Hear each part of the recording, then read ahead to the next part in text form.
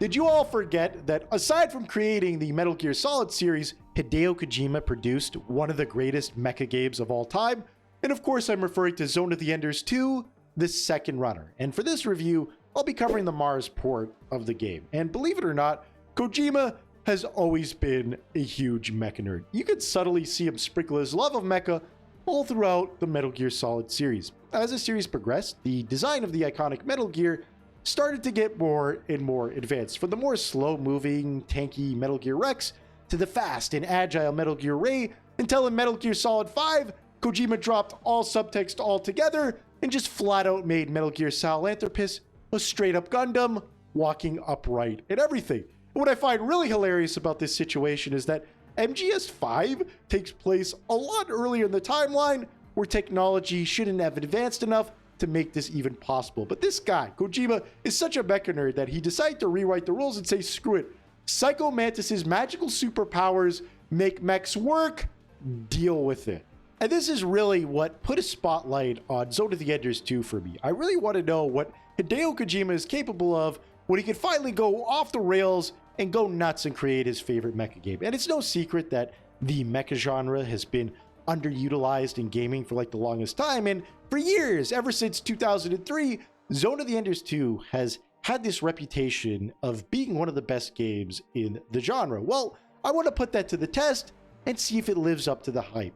Is Zone of the Enders 2, a game that originally came out in 2003, as good as people say it is? Now, for this review, I will not be covering the first game in the series, as I've heard it's not that good, and in my channel, I generally like to cover good things, but I will put a spotlight on it and just note that Zone of the Enders 1 was this testing ground to see what mecha gameplay would even feel like. So I feel like it wouldn't even be that fair to criticize it, as there wasn't really a blueprint to make this genre work in 3D. Maybe you could point to Armored Core, but as we progress in this review, we're going to find out that Zone of the Enders is a lot more fast-paced and qualifies for an entire different genre in gaming. But before I break down how or why, I gotta get the shameless self-promotion out of the way. Please like, comment, and subscribe to the Gaming Grappler. The more this channel grows, the more time, effort, and dedication I can bring into delivering you guys content on a consistent and regular basis.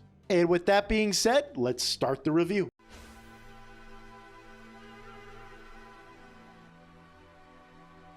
I know this is going to come as a complete shock to a lot of you, but despite being produced by Hideo Kojima, Zone of the Enders 2 is a gameplay over story experience. While there are plenty of cutscenes and codec-like communication logs in the game, it never really gets into the craziness that is Metal Gear Solid 4, where the cutscenes are longer than most Netflix shows. No, when you play Zone of the Enders 2, you're playing first and foremost for the game's combat system, but there is a lore and backstory here if you're interested, and plenty of side content, including various anime adaptations. The setting takes place far into the future, and humanity has colonized Mars all the way to the moons of Jupiter. People living past Earth are referred to as Enders, which in this universe is a derogatory term. As you can imagine, the people of Mars hold a lot of resentment to the people of Earth and wish for their own independence. That's the driving force behind a lot of the conflict in this story. Barum, a military organization, is the main antagonist of this game. Barum essentially subverted and appropriated a Mars liberation movement for its own personal gain. You play as Dingo Egret, a Chad, disgruntled ex-soldier of Barum who's living out in retirement as an ice miner on Callisto, which is on one of Jupiter's moons. While mining, he happens to come across one of the most powerful mechs in existence, Jehuty. It's then that Barum then attacks Callisto, who coincidentally is also in search of Jehuty. Dingo, who actually happens to care about his blue-collar co-workers, reluctantly gets thrust back into combat and decides to fight Barum head-on with the power of Jehuty. Despite doing well, taking out 2 boss fights and hundreds of unmanned orbital frames, he then gets defeated and captured by the commander of Barum, Nomen, who basically cheats with his legendary Anubis mech that has a built-in lag switch. Nomen, as it turns out, has a history of Dingo. Dingo, you see, was a leading ace pilot in Barum's military and was pretty well liked and respected. Nomen respects his skills and tries to recruit him to his side, but Dingo is outright offended and rejects his offer outright, due to the fact that Noman at one point in time sacrificed Dingo and his comrades and left him to die in a previous mission.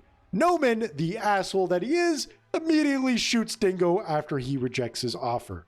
And I just want to say that Noman here is like Emperor Palpatine levels of evil. Imagine the audacity of looking somebody in the face that you previously left for dead on a mission and trying to recruit him again, and then immediately shooting him in the back after he rejects your offer. Like, this guy is just a jerk incarnate. I can't get over how evil he is. It's then that Ken Marinares, you know, the pilot from the first boss of the game that I briefly glossed over, decides to revive Dingo with the goal of overthrowing Noman and his barroom forces. You see, Ken has gone rogue and acts as your accomplice throughout the duration of the game. It turns out that she respects Dingo's military history and somehow has personal ties to it, but this revival comes at a cost. You see, you don't have to talk Dingo into getting in the robot because his life support systems won't work unless he's in the cockpit of Jehuty. Ouch. I kind of feel like this whole introductory set piece moved way too fast and was way too coincidental. Like, what are the chances of Dingo, an ex-soldier and ace pilot, just happening to come across Jehuty? What are also the chances of Dingo having a military history with Barroom that's so notable, Noman acts like he knows the guy firsthand? And what are also the chances of Ken, who happens to be defecting from Barroom, also having personal ties to Dingo? All of these people just suddenly collided for no reason, and all in a matter of hours. I kind of feel like everything moved way too fast, and the start of this game was way too front-loaded. We definitely needed some breathing room. We could have used like a Virtuous mission or a tanker chapter from Metal Gear Solid to help establish Dingo's relationship to Barroom and his hatred of the organization. Instead of just hearing about the mission where Dingo and his squad got left for dead, how about we actually play it and experience it firsthand? It would do so many things for this game's plot. It would help establish the setting. It would establish Dingo as a character. Like, we could actually see him attached to his comrades through in-game dialogue. We could even have some of those comrades be super useful and helpful in gameplay scenarios, especially in the mission where they end up dying. It would only take up like an hour and a half of gameplay, but it would do so much, especially when you consider the fact that Zone of the Enders 2 is maybe like 4.5 hours long, and that extra hour would do so much for this game's length and story.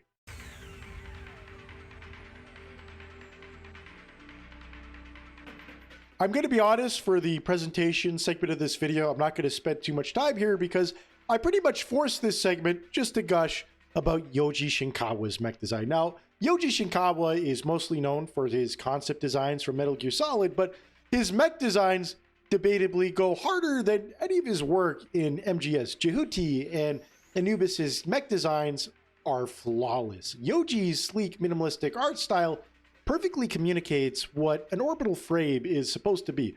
An orbital frame is the most advanced mech in existence. Its power source, Metatron, turns these mechs into something godlike, hence the Egyptian theming this game has going on. Anubis and Jehuty are meant to be the fastest mechs in their universe. At their base level, they can dance around the air like fighter jets, but when fully upgraded with the zero shift ability, they can move at sublight speeds by compressing space. The design of Jehuty conveys a sense of speed, power, and scientific mastery. You can literally see the Metatron flowing through Jehuty like blood through veins. Jehuty and Anubis look like they're far beyond their era, further cementing the ancient Egypt theme. You have to keep in mind that it's only now in modern times that we finally figured out how they built the pyramids. You can also note how Jehuty doesn't seem to even have feet, since it's designed to be airborne most of the time. It's the perfect amount of elegance, beauty,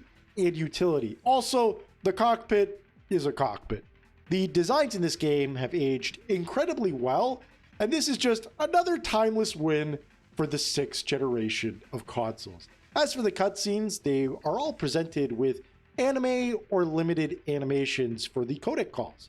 This is a good call because it aged a lot better than the bargain bin Toy Story cutscenes from Zone of the Enders 1. I also love Dingo's spacesuit. It looks like someone on the art team was a huge fan of Gantz.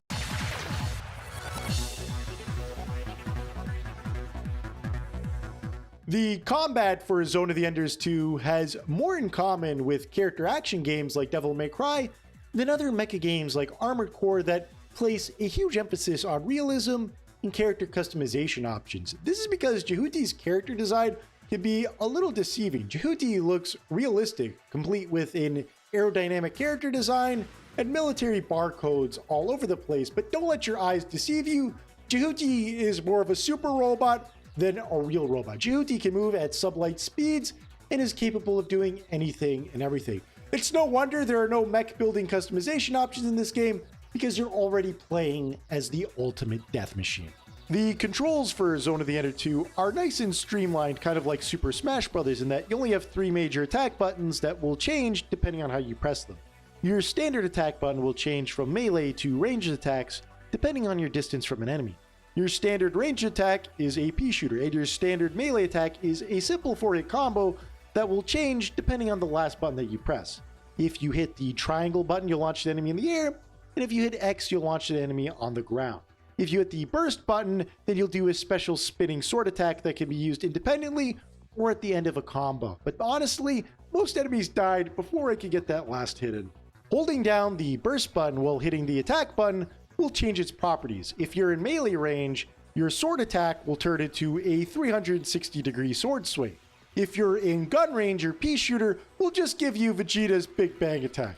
If you're dashing, that is hitting the burst button and moving around, your default attacks will change once again. If you're in melee range, you'll get a quick dash attack, and if you're in gun range, your pea shooter will now turn into a homing missile swarm that can take out swarms of enemies. It's important to note that all of these moves are part of your base moveset that don't cost any meter to use whatsoever. Jehuty is overpowered as hell. Your next standard attack button is the grab button. The grab button allows you to pick up various objects in the environment and use them as makeshift swords or shields, or just to throw them as a long-range projectile attack. But my favorite aspect of Jehuty's moveset is the grappling, which is suitable given the name of my channel. The grappling in this game is more fleshed out than you would expect. That same principle of manipulating objects also applies to every enemy and boss fight in this game. The ways you can manipulate enemies after you grab them give Zone of the Ender 2's melee system a lot more depth. One of the best tactics in Z.O.E 2 is to literally equip enemy. Once you grab an enemy, you can swing them around as a baseball bat. You can hold them hostage and hide behind them and use them as cover, and you have 2 different throws. A fast one where you throw an enemy like a baseball, and a Super Mario one that looks badass and deals plenty of damage. I'm not kidding, it's great here. And this is just scratching the surface here. Your final attack button is the weapon button. There are 12 different weapon abilities Jehuty can unlock and use on this button slot. In Mars, the second runner version of the game, using the D-pad, you can swap between all of those weapons in real time. Truly, this is the Devil May Cry of mecha games. One of those abilities is the Zero Shift, which allows you to teleport behind enemies like your Virgil from Devil May Cry. Sure, the D-pad is a little overcrowded in this game, but there's enough content here to make plenty of combo videos with. Zone of the Enders honestly has a lot more DMC DNA than it does Armored Core at this point in time. You don't have any restrictions on your mobility. Your meter is just used for weapons and super moves, and you can even clash swords, creating some sort of pseudo parry in the game. The combat in this game is blazingly fast, especially during boss fights. If I didn't record at 60 FPS, you wouldn't even be able to see much in this footage, especially when Zero Shift becomes mandatory for boss fights. Now, in terms of complexity, if I'm going to be honest with you guys, Zone of the Enders is a lot easier than something like Devil May Cry or Ninja Gaiden, especially considering the fact, aside from the grappling system, your 4-hit combo isn't much to work with. But I would also argue that Zone of the Enders 2 is a bit more complicated than, let's say, Killer is Dead or the earlier No More Heroes games. It's a nice middle ground between 2 different extremes of the character action genre.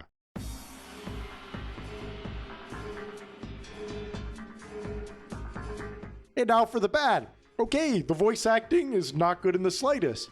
This is a 2003 dub, and oh boy does it show. Now granted, it's not Mega Man X4 bad, but all of the lines here are delivered as dryly as humanly possible, and I feel like it ruins a lot of characterization. Like, I feel like Dingo is supposed to be modeled after Snake from Metal Gear Solid 1, and that he's kind of cool and suave, but he really doesn't come off that way. Now, this could be easily solved by redubbing the entire game, or just giving us access to the original Japanese voices. But for whatever reason, you can't listen to this game in Japanese unless you go on YouTube or mod the PC version. The only character in English who seems to be actually trying is No Man, who puts effort into his line delivery and seems to know he's playing Emperor Palpatine here. I remember you. Noman. It's Dingo. There are a few pretty bad missions in this game, like the missions where you have to escort friendlies or defend targets feel like they were deliberately designed to piss me off. This game has friendly fire on, and the lock-on system just can't handle it in the slightest. Zone of the Enders likes to throw a Dynasty Warriors amount of enemies at the players, and your allies are sprinkled within that swarm of enemies. It's like trying to find the friendly mosquito in a swarm of other mosquitoes that you're trying to kill. It's very easy to accidentally hit one of your friends while you're trying to fight off enemies, or accidentally hit an enemy while you're trying to grab a friend. On repeat playthroughs, I was able to manage these segments a lot better, but there is a difference between being good at using a bad system than a system that's good just period. I feel like an easy fix would be to just turn off friendly fire. Like, why is this even an option? There's also one incredibly bad mission towards the end of the game that ruins the pacing. Zone of the Enders 2 is an incredibly fast game. The last thing I want to do is to slowly navigate a minefield while my annoying companion keeps telling me to slightly adjust the control stick to change the direction. This segment gives me PTSD. It's so bad. The only way to do this mission effectively is to slowly adjust the control stick and listen to Ken Marinaris, or to look up a guide online. Either way, that's not good game design, and it ruins the pacing for me.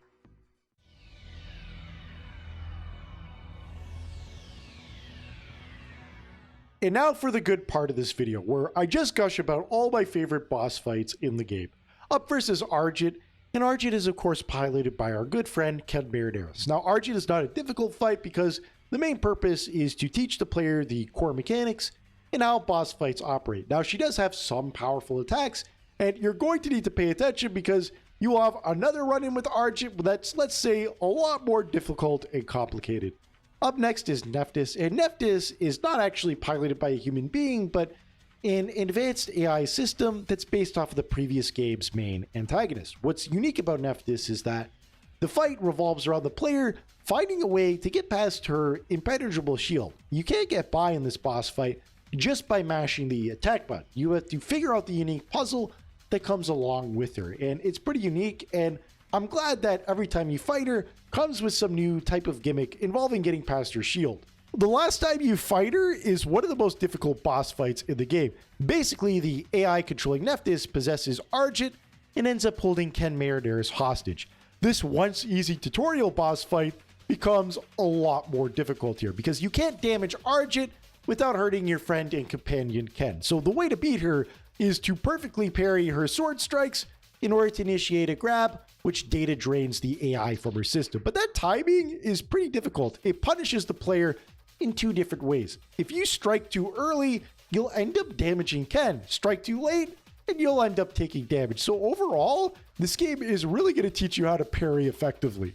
Another favorite boss fight of mine is Inhert, piloted by the scientist Lloyd, who ends up giving the player the Zero Shift ability. One thing you might not know about this character design is that it was created by Kazuma Kaneko, the same guy who did all the demon designs from Shin Megami Tensei, and boy is it noticeable. I gotta say, what I love about this boss fight is that Lloyd kind of reminds me of Moonsun, and that he talks to the player in a very cryptic way and kind of ganks you like a ninja by turning off the lights and striking you from every single direction. There's also this Psycho Mantis-like humming and atmosphere throughout the entire boss fight. And while it's pretty gimmicky, I did enjoy it. It's a really fun boss fight. Another awesome boss fight is Vic Viper, who's being piloted by the protagonist of the last game, Leo Stenbuck. And I gotta say, I'm a big fan of that trope and premise. And what's cool about the Vic Viper is that it's based off of the jet from Gradius and has two different forms. It's shmup form, where he will play keep away tactics and try to outzone the player, and his mech form, where he'll get up close and personal and try to combo your ass. I gotta say, Vic Viper was a pretty cool boss fight. Wasn't a big fan of his shmup form and that it just kind of ran up the clock, but aside from that, it's really cool that they found a way to integrate the previous game's protagonist. Another honorable mention for me is Z.O.E, who is this giant spear-like boss that is kind of a set piece for the player to just go nuts on. And now, I've saved the best for last, Anubis. Anubis is piloted by our favorite asshole Noman, and is this game's version of Virgil in that he mirrors the player character, except is fully upgraded from the start of the game. Every time you encounter him, it's usually a set piece where the player is forced to lose. Anubis is able to use zero shift from the start, so the player has no way of defeating him at the start of the game. It builds a lot of tension and catharsis when the player finally gets the zero shift ability and is able to fight Anubis on equal terms. But even then, Noman is not one to fight fair and square. There are moments where even after you get the zero shift, he ganks the player and still finds a way to weaken you. But that final encounter is one of the most anime boss fights in the game. It's hard to see what's even happening on the screen because both the player and the Anubis are evenly matched at this point in time. The player and Anubis are teleporting all over the place, and it's just pure anime and one of the best send-offs for the last boss fight in the game.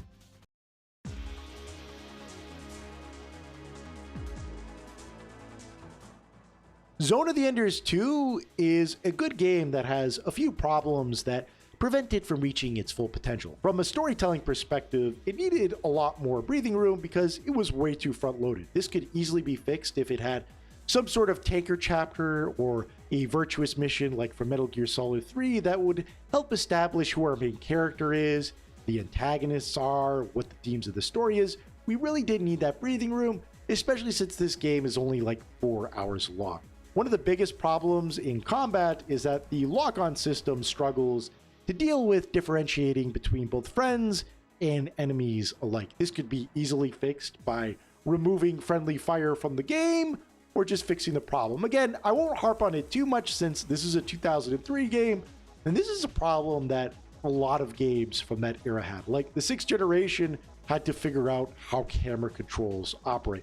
From a combat perspective, I found that Jehuty's grappling skills are more complicated than a lot of modern character action games, and they're great, but his sword attacks left a lot to be desired. A 4-hit combo where the last attack in that string could be changed is simply not enough. This could be fixed by giving Jehuty multiple melee weapons to choose from and many combos to use with those weapons. Hopefully in the future, somebody German suplexes Konami because I really want the rights to Zone of the Enders 3 to get back in Kojima's hands, because a third game could fix all those problems and be one of the best super robot mecha games ever created.